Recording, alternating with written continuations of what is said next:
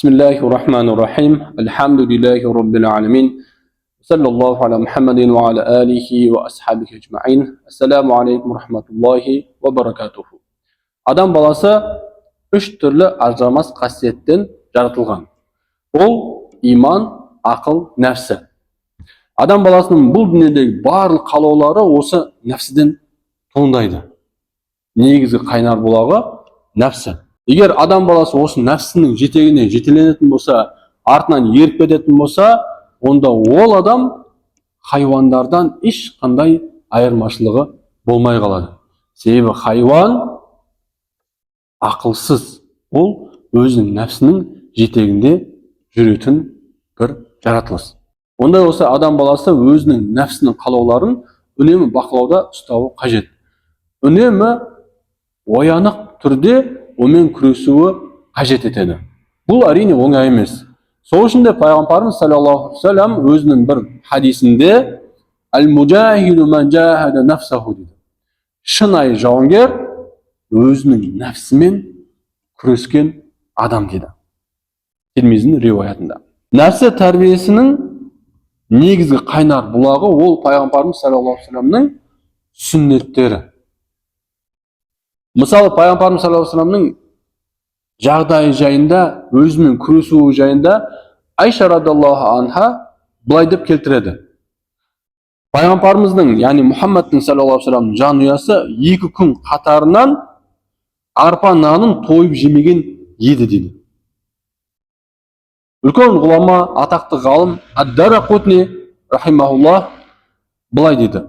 Бұндай хадистер пайғамбарымыз саллаллаху алейхи ва саллямның мұқтаждығын емес, керісінше пайғамбарымыз саллаллаху алейхи ва саллям өзін өзі тәрбиелегендігін білдіреді деген. Алла тағала да нәпсі тәрбиесі жайында былай деп келтіреді. Алла тағала аятта «Қад афлаха ман заккаха ва қад хаба ман дастаха» дейді. Я, расында нәпсін тазартқан кісі құтылды да, әлдекім оны кірлетсе қор болды дейді. Демек, бұл аятқа сүйенетін болсақ, нәпсінің ластауы да бар, нәпсінің тазартуы да бар деген сөз. Ғұламалар осы аятқа сүйене отырып, нәпсінің бірнеше түрге бөледі. Ең біріншісі, әрі ең сорақысы нәпсүл аммара дейді. Яғни аммара дегеніміз жамандықты бұйырушы деген сөз. Бұндай нәпсі үнемі жамандықты бұйырып тұрады.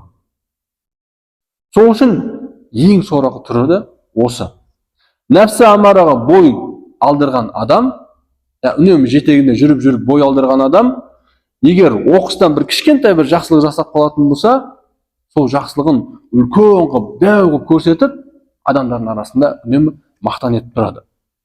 Бұл нәпсімен күресудің негізгі жолы, адам, бұндай нәпсіге ие болған адам, Раббысының барлық нәрсесін білетінін, еш нәрсе Раббысының құзырынан таса қалмайтынын, әрі ертең қияметте сол нәрселердің бұл дүниедегі жасаған барлық қалауларының, барлық құмарлықтарына есеп қисап беретінін, қияметте махшарға жиналатынын еске алу керек. Шынайы жүрекпен еске алу керек бұл нәрсе.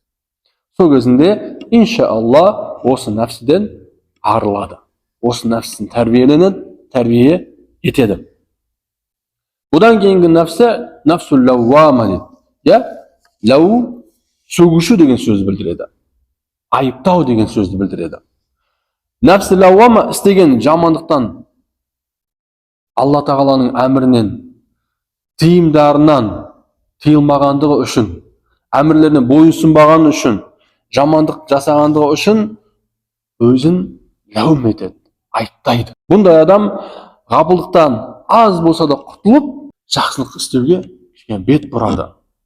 Жамандық істеп қойса, өзін үнемі сөгеді. Әрине, бірақ бұндай нәпсі адам ғапылдыққа түскен кезінде, немесе байқамай жатқан кезінде жамандыққа жетелеп кетеді.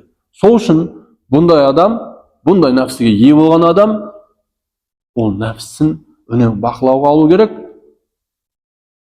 жамандықтан өзін сақтау керек. Бұдан кейінгі үшінші нәпсі мульхама. Бұның мағынасы иланушы, шабыттаушы деген мағынаны білдіреді.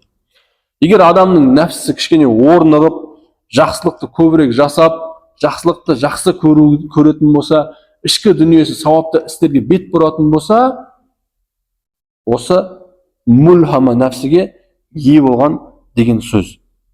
Бұндай нәпсі үнемі өзінің иесін жақсылық жасауға шабыттандырады. Бұдан кейін төртіншісі нәпсі нафсул мутмаинна, яғни орныққан нәпсі. Бұндай нәпсі Алла Тағаланың әміріне бойұсынып, тыйым салынғандардан сақтанып, бұйырғандарын орындап, рахат өмір сүреді. Шынайы иманмен жүрегінің ішкі дүниесінің тыныштығына кенеліп, ләззат алып жүретін нәпсінің түрі не осы. Ардақты ағайын, Алла Тағала бізге осы нафсул мутмаиннаға еруімізді, жетелеуімізді, өз-өзіміздің қалауларымызды, бақылауларымызды нәсіп етсін, иншалла. Уахру давана анил хамдулиллахи роббил алемин.